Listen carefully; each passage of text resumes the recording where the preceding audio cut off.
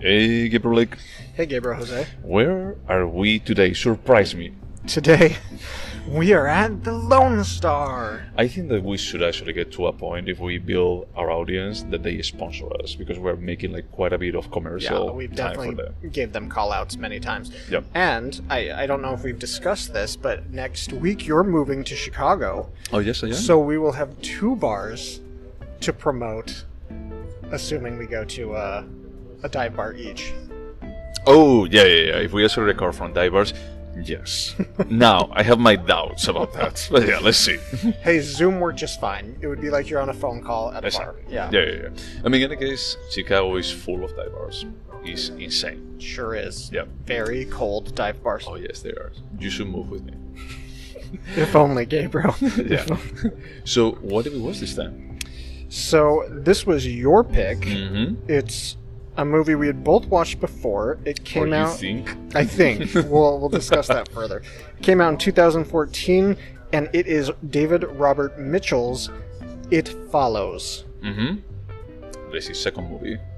It's a second movie. His first movie was pretty well reviewed, and it was called "The Myth of the American Sleepover," I believe. Yeah. I could be mistaken. Yeah, I think so. That sounds about right. Yeah. Yeah, and as this was my pick, I should just say why did I pick it? What was the last time? The last one that we watched, it was Poison. And in one of the segments, as I mentioned, it was about indirectly about AIDS. They never mention AIDS, but it's clear about like the start of an epidemic. And that it gets transmitted through sex or physical contact. This, I felt like it follows talks about an STD, but it's an STD mixed up with a Japanese horror movie. It's a bit more of a curse. That's a very kind of good thing. description. Yeah, it's a curse, but it gets passed when you actually have sex with a person, and all the actors, all the characters are young adults. So I always felt like, okay, that's an interesting kind of perspective of how a young adult is going to be like feeling, in a bit of a dystopian way about like what an STD is, that it just follows you. Interesting. Yep. Thank you. And it was only like the intro. So what is this movie about? Okay, so the protagonist of the film, her name is Annie, I believe. She lives in Detroit, and that's important because Destruction Porn. the houses are empty. It feels Oh, yeah. very like almost dystopian, like a ghost town. Yeah, I had to say, earlier we were talking about like the horror film revival that it happened. I think that there was also like a Detroit revival with Only Lovers Left Alive and this and another movie, I don't remember which one, that it was also in Detroit. And it's like, there was this other horror movie that they kidnap a kid and the guy is blind, the bad guy. I don't remember the name of that one, but it was also in Detroit, and it's like all the settings, it's like, wow, this is a horror movie. It's like you don't need to change anything. Yeah, so it's a fantastic backdrop. Yeah. It's the primary group of actors. It's 2 sisters and a childhood friend who's a male. He still has a crush on Annie, and Annie goes to college. Her sister works. The boy works. And Annie is starting to see somebody that she's not cautiously, she's just optimistic about. He seems like a good guy. She has her first sexual encounter with him, which is very strange. They have sex, and then he suffocates her until she passes out. And when she comes to, she's in a chair, and he's speaking basically what sounds like nonsense. And he's like, "Look, you're not going to believe me, but this thing is going to come and look for you." Mm-hmm. It doesn't run, it walks. It felt And he's very not much dumb. like Resident Evil 2. True. Like Mr. X. And he's like, all you have to do to get rid of this is have sex with somebody else, and it'll And you leave just you, pass it. and you need to go to the next person. Yep. But if that person dies, it comes back to you. yeah, it goes back like dominoes. Yep. So the rest of the movie is a combination of Annie being super paranoid, but rightfully paranoid, her not even believing it, her friends not believing it until she convinces. Yeah, until they actually see how she gets like in contact with that creature. Yeah, and they start believing in it. So it's a lot of this thing. It's never identified. That's why it's called It Follows. Coming for her, close calls, and trying to figure out like, what do we do? Is it ethical to pass it on? Should they pass it on? Should they not? and along the way there are a tremendous number of fantastic scenes with like suspense. But I can't remember a film, maybe Hereditary, we were talking about that just before recording, that is so good at the suspense and the kind of slow burn suspense, because whatever it is does not run, it just walks, and it's so horrifying. it disappears for 3-4 hours or 6 hours, and then it just appears there. And it's important to understand the plot that only the current affected person can see it. No. So none of our everyone, friends. no, everyone that is affected by it, you know, everyone that is like on the chain, Correct. it will be actually seeing it. Just her friends that have not been Correct. infected, they cannot. They can see some physicality that it causes by like pulling her hair or Or other open a things, window, but they can't tell when it is walking towards her. Correct. Yeah. Yeah, and that actually just creates, as you say, like a lot of suspense. You know, I think that that's like really well handled. And it's true that it's like the friends, the kid that has the crush on her is like, yeah, of course, I believe you. He's like, yeah, just pass it to me. It's going to be absolutely fine. Yeah, of course, yeah, just have sex with me. Why not? That was a little creepy, by the way. Yeah, but it was believable. You know, there's always like that kid that is like friend song. I was that, but like to be like, well, I'll have sex with you and take on this demon or whatever it is. It's like a little bit, it's a little much. Are you telling that to me? No. I believe it's believable. Okay. I'm just saying it's gross. Yeah, true. They're friends. I wouldn't know exactly what is the backstory. It looks like he was her first kiss like a long time ago, and then he went and kissed her sister. And that was like, I'm out. I'm not interested in you ever again, but we're still going to be friends. And also, like, at this time, they don't talk about ages, but she is in college, so we assume they're, like, roughly 20, let's say. Mm-hmm. And they were childhood friends. The kiss they talk about must have been when they were, like, 11, 12, 13. Probably. Yeah. And they talk about, like, that pool, you know, that it was, like, a public pool. Yeah, and they hadn't been there since they were 14. And Yeah. So, yeah, like sometimes happen. They are like close friends even nowadays. But if he always stayed in that kind of friend zone crush area, I feel like it's a very awkward situation to be, you know.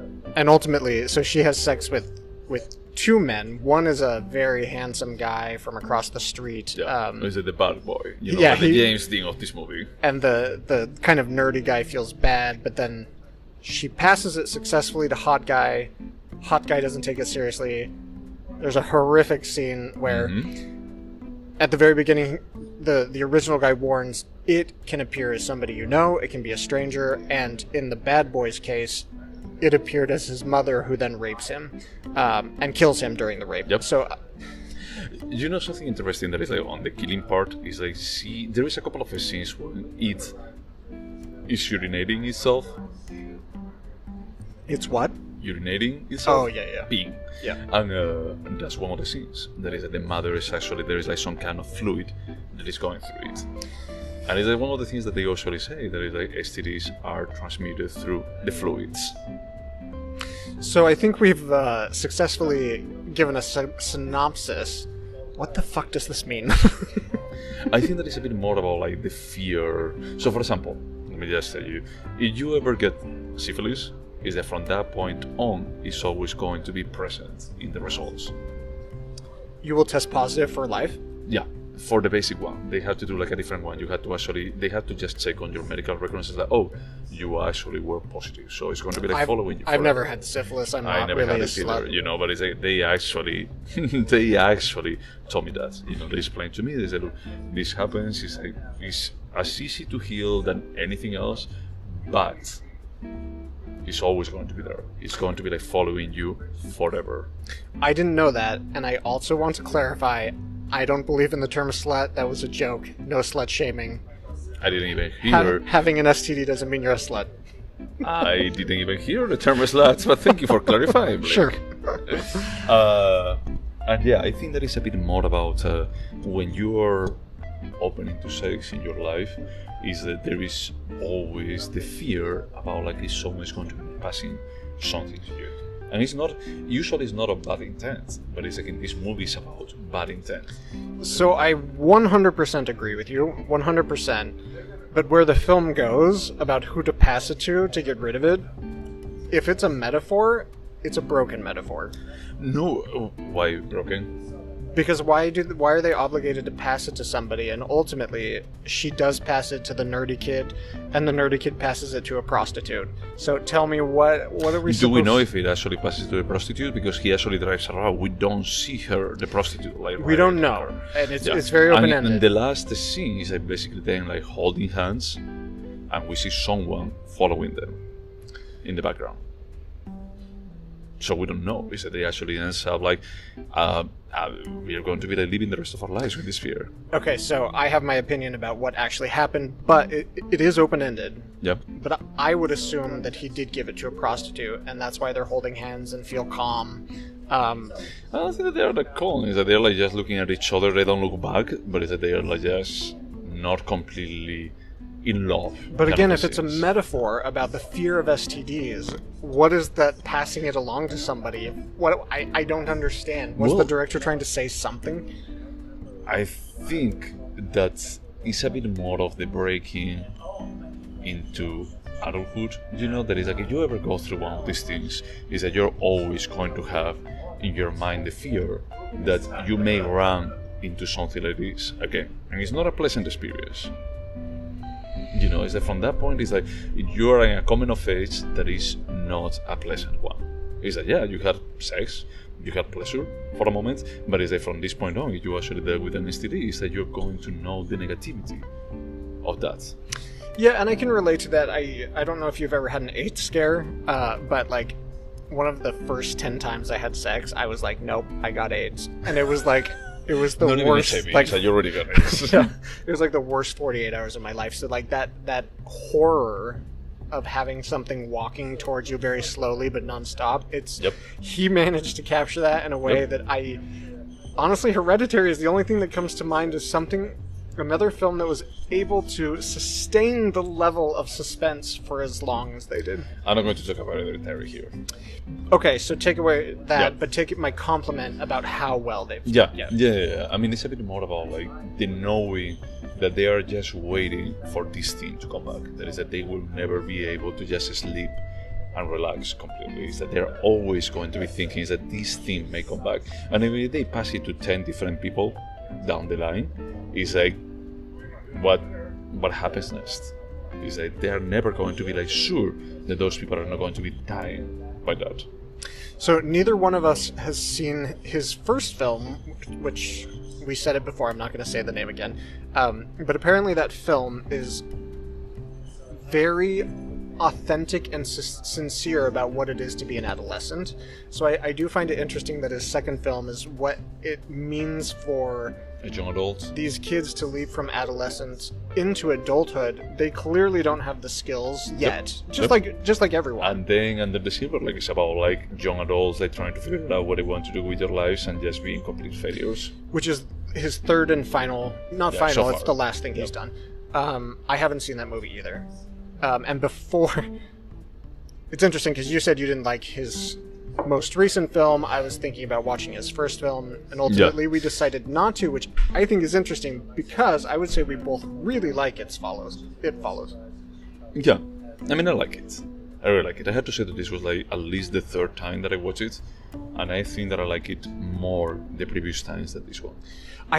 So did you see it in theaters? Yeah, I went to the theater to watch it. Yeah. So that was 2014. Yep. We were brand new best friends.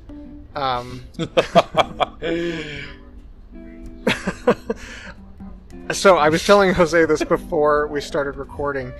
I don't remember this film very much. I'm pretty sure I went to watch it with my partner at the time, and I remember telling you about like. I remember having discussions with and we you. talk about that. Yeah, and we talk about like how this is actually about STDs. I remember talking about that. The only thing I can think of is if I saw it and fell asleep, because, for instance, the scene where it looks like the bad boy's mother and then rapes him and kills him, that's not something I forget. I remember like the scene at that point, how she actually just flies into the room like, you know. I remember that. Oh yeah, I didn't remember about like it was urinating on top of it. That part is like I completely forgot about it, you know. But it's like I remember like when they're on the beach house and the it breaks the door, and it comes like the kid, or the giant, when they actually was like, oh, it's totally fine, and then it's that you see like the giant like just approaching, like walking, waiting until the girl comes in, and then coming in. It's like, that was super scary. Yeah, so it, for Annie specifically, appears in 3 different ways. There's a giant that must be, 8 feet tall, I'm guessing. Yep. Which he's horrifying. Yep. He has these like dark eyes, and it's just so creepy. The scene where her sister knocks on the door, and they open it, and everything seems okay, and then the giant comes. I got so creeped out. So there's the giant, there's a naked woman who urinates, and then there's a little boy. No. And there is also like the guy on the roof, completely naked. Oh, that's right. Yep. That's also like pretty scary. I mean, it's like many scenes, and the key through the door in the beach house is actually the newspaper neighbor, the newspaper boy neighbor. I didn't put that together. Yeah. So it's like some of the actors that they play they're actually other characters in the movie. I think that one of them. This could be an interesting movie to watch without knowing what's it about, because I think that the first scare where they're in the cinema is like, who would you want to be? Who do you think that I would want to be? It's like, oh, I think that you want to be like that girl with the yellow dress. And they say, what girl? There's what? Are you joking? There's no one there. And they actually leave. Is that they actually just put you in a very smart way, like just building up this, because like there is something going on. I don't know what it is, but it's uncomfortable. Yeah, there's a sense of dread. Yeah. It starts at that scene where, up until then, I think everything is presented as fine, except it's decayed because it's Detroit. And then we see the potential boyfriend as being a good guy, and something is clearly very wrong. Yes, and he snaps at the point. Yeah. And okay, what I was going to say. I think that build-up is pretty well done. Is that we don't know anything about it until she gets infected, and from that point on, is that we see what she sees. There are a couple of scenes that they actually hide it for just like, look, special effects. Is that we can do something, like when it is holding her hair, or it is actually just pushing the electronics into the pool. Is that those are the only points that you don't see it. And that scene where, so they hatch a plan, the 4 friends. Is that the kind of plan that only kids could come up with? And I'll come back to that in a second, because I have a little bit of a complaint that there are no adults in this world, which annoys me a little bit.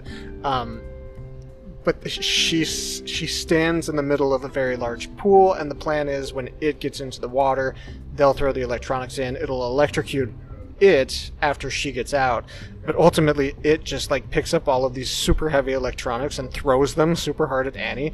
I was so affected by that scene. I was so disturbed, because these are like heavy objects, particularly when he threw the iron super hard at her face. Oh yeah, no, that part is well made, but at the same time is that the justification of that scene being there is dumb.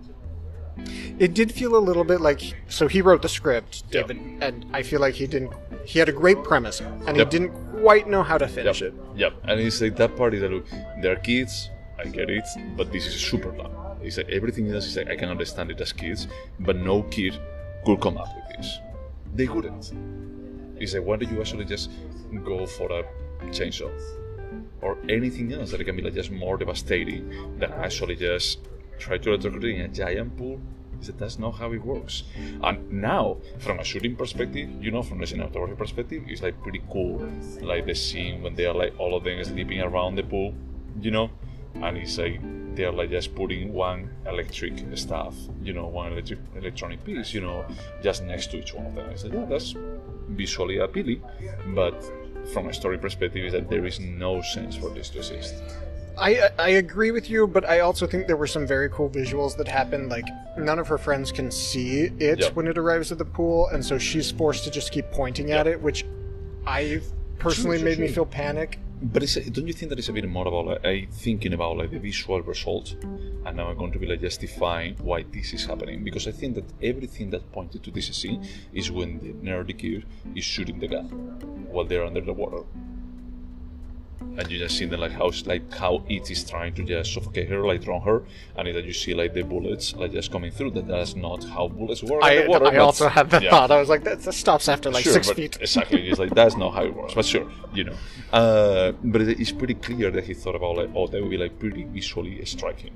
And now I have to justify why are they in a pool, why she will actually go into a pool when he knows that if that thing's holds to her, she's dead. Well, you know that I'm okay sacrificing substance for style, and I found that scene very riveting. You're right, it's stupid, but also maybe it's supposed to be stupid because these are kids ultimately. They're kids learning about sex, and they're not doing things right, and they're trying their best, and it's not working out. Yep. So we often have discussions about when people say, "Oh no, this isn't just a good horror movie; it's a good movie." And most of the time, those movies are just like okay films, but good horror films. Yeah. Would you say that this transcended into a good film, or is it just a good horror film? No, I think this is a good film, honestly. It's like, I think that is that they use, as I was telling you before we started recording, I think that they use horror as a vehicle, and they use it in a smart way. We'll be watching Hereditary Sunday, and I will have like other thoughts there. I think that this is a bit more about what a character around that age would feel if they had an STD is horror. It's about like, I did something wrong with my life, I'm going to die. Even if it's, I don't know, chlamydia. Do you know how old he is, the director? Or how old he was when he wrote this? I would be very interested. I would say 30. That he was 30 when he directed this. That would make a lot more sense. Yep. My 20s were spent just concerned about a lot of fear about like it was a pre-prep world, and yeah. True. Is he gay? I don't think so. Oh, what a bummer. You didn't say like the pictures or anything. Okay. But yeah, I think that you are right, especially just seeing that the first one is about like teenagers, this second one is about post-teenagers, and the third one is about young adults. Is like he may be reflecting about like, this is how I felt on that age that I just left behind. Yeah, I mean, that's the most obvious answer. I would assume so. That being said, I haven't seen the other two films. No, I don't even know the age of the director, so we're just speculating. Now, yes, I would say that this horror is a vehicle on this movie. Is not actually what is the key of the movie. What is the key to the movie? The key of the movie is a coming-of-age story.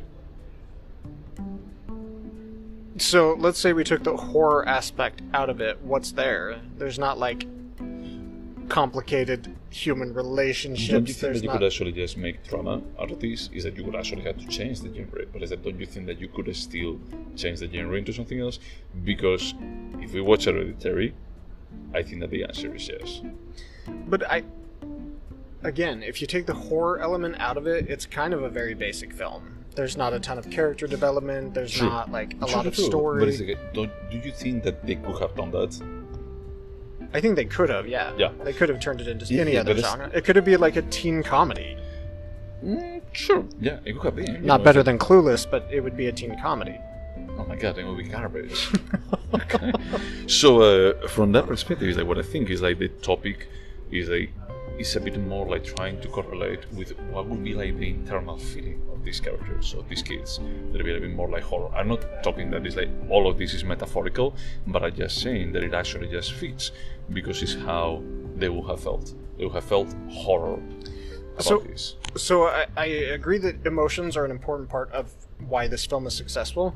But making a 90-minute drama about a feeling, I don't know that it would be as successful as expressing that emotion through multiple horror scenes. I think that's why this film succeeds, and it doesn't necessarily lend itself to other... Well, I mean, I'm not sure if the same writer would have been successful, doing that as a drama, but the thriller part, it was like just properly made. I think that it was a bit more of he knew that how to shoot horror and how to make like everything a scene about like, okay, it's going to be like 10-15 minutes and I know how to make this horror works. So, but that doesn't mean that he couldn't have turned it into something else or some other director. That's the reason why I think is like this one is not only about like jump scares. Yeah.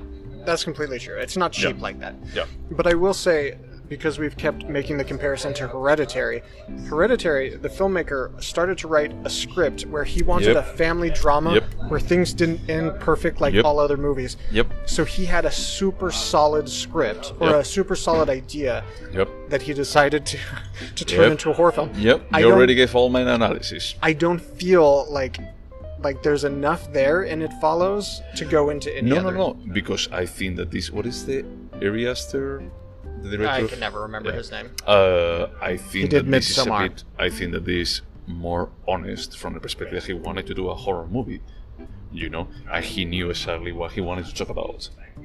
Honestly, we disagree so much. I know that it's a Hereditary. Like we're going to be like just get into the punches, you know. But it's like, for me, it's not exactly that. For me, it's a bit more of a, you can do this right, and this guy actually did it right. He actually said like, I'm going to be doing a horror movie, and it's going to be about this. When most horror movies about the horror, and this actually went like a step ahead. And I think that Ari Aster, or whatever it is called in Hereditary, is like, I'm going to be like doing a family drama, but it's like, what about if I turn it into a horror movie? I honestly, I see your point. Like, I get it, yeah, and I think that this is a novel movie, you know, a novel horror movie. From the perspective is that I don't try to be cheap about it. I try to have like a message, and I'm using horror as a vehicle. All right, that's fair. Works. Yeah. Do you think that this is a good horror movie or a good movie? I think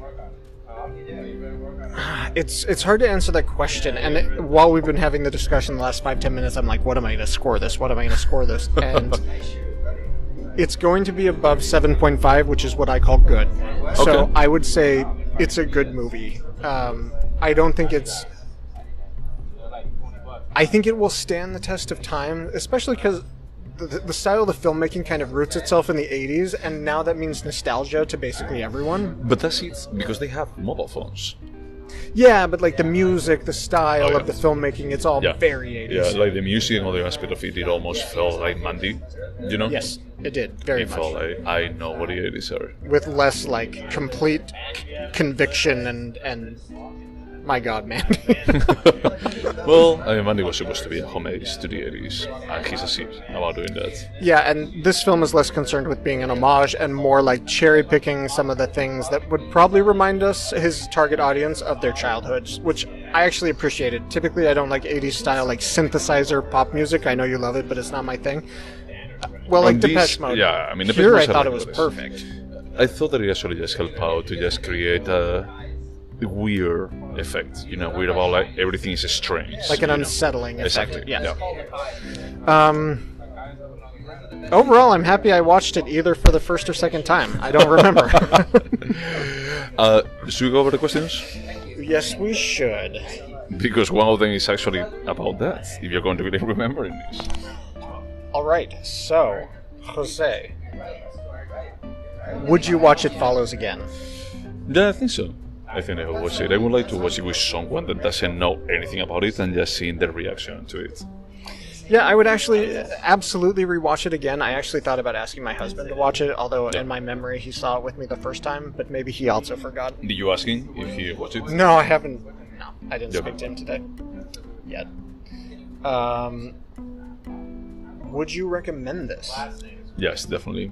I don't know probably not to my parents, but I would recommend it to almost everyone. Yeah, I would recommend this as a good film and a great horror film. Yeah, that's good. That's how we're putting it. Will you remember it?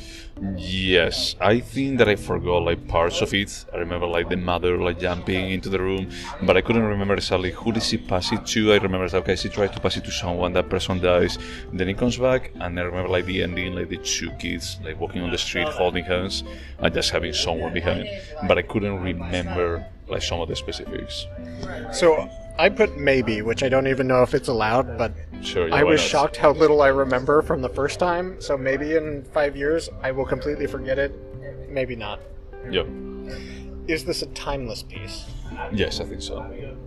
Yeah, I think what we got out of it today, we would get out of it in 10 years if we watched it. Because it's not about like how do we feel about sex in the 20-teens, you know, or in the 80s, as they are like just putting there. I think that it's a bit more about like just, as I was saying, like the coming of age, about like just feelings. Oh, sex is going to be perfect and, you know, like soulful feelings. Like, nope, he just gave you an STD that is going to kill you. Yeah, I agree. I think that emotion will exist forever, and whether or not it's about a specific STD, it's about like committing to relationships or whatever. That emotion is timeless, and that's what he managed to capture so well. Yeah. Would you turn this into a TV show? I'm torn on this one. As you actually say maybe, I would say maybe on this. It's like I don't know how it could hold the interest about like there is someone like just following them to kill them all the time. But it could be interesting. It could be. My initial gut reaction is to say no. This succeeds because it's 90 minutes and there's not much more to it. That's not to say another writer couldn't have built more into it, but I wouldn't want to see like 4 seasons of this like the zombie horror show. No. We're not talking about like just 4 seasons. When we talk about like TV, I think that we're talking about like a 10 episode kind of thing. You know, having more of an HBO limited series with really good budgets. All right. So your answer was no? No, my answer is maybe. Just maybe. For, trolling you for going with maybe earlier. And I would say no. Do you think this could have been better? Yes. Yes, I'm going to say just from the perspective of is that there are like a couple of points that the characters are pretty freaking dumb. They are not like young adults, they are actually just like dumb teenagers, and just the Hollywood dumb teenagers. You know, the Hollywood slasher movie dumb teenagers. I would say yes. I found annoying the inconsistency of how quickly it walked. Like sometimes it walked for like 4 days, sometimes it was there in an instant. They would drive for miles and all of a sudden it was there, and that irked me. Yep.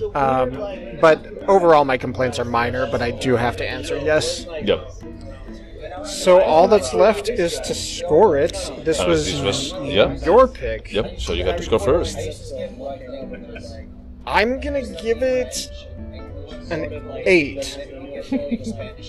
I like that you actually thought about it. You had like a bit of a contrived face. About like, It's because, again, I say this every episode, but like 7.5 is good. It's a solid film. I do think this is better than a solid film, and I just don't know if it's an 8 or an 8.5 for me. I'm going to go with 8 just based on this discussion, but I could go with an 8.5. So for me, second, I was debating the score. I'm going to go with a 7.5. For me, as we said, it's like 6 is good. I think it's like just elevated, you know? It's like it's not as good as an 8 from my perspective. From the perspective that the script is still like fairly dumb and not as polished as it could have been. The result is good, you know, it could have been better, but it's that this time I enjoyed it less. I saw like the problems a bit more because I knew where it was going, and when I saw like those stupid scenes, I felt it's like... So now that you say that, I would say that the success of the film is the direction, not necessarily the script. So yeah, it does have some issues. Did you ask me if there was something artistic about this? Maybe I skipped that one. I did skip that one. I think so, yeah. Is there anything artistic about this? Yes. I also agree, yes. I think his sense of direction is frankly incredible. It made me want to watch his other movies. Yeah, I mean, the Silver Lake is like properly directed. It's like he has like a strong visual language. He knows how to appeal to younger audience about like how to keep them engaged with it, and how to scare without jump scares, which is hard to resist doing. Yeah, no, that's from the perspective is that there are not so many special effects or anything like that. It's a bit more about like the horror of someone walking to you. That is insane, you know. Like they don't use like a lot of makeup. It's not this is they do, you know, but it's like it's not like the key of it. Yeah, no, I would agree. Yeah. So we're watching this. Next, we are going to go back into the world of Charlie Kaufman. I've seen this film. It'll be a first time for Jose. It's the first film Charlie Kaufman ever directed, starring Philip Seymour Hoffman. Oh, nice. Synecdoche, New York. Cool, yeah. Looking forward to it. Anything else to say about it follows? Just wash your hands. Wash your hands and use a condom. Yeah, use a condom. Just use a condom. Bye.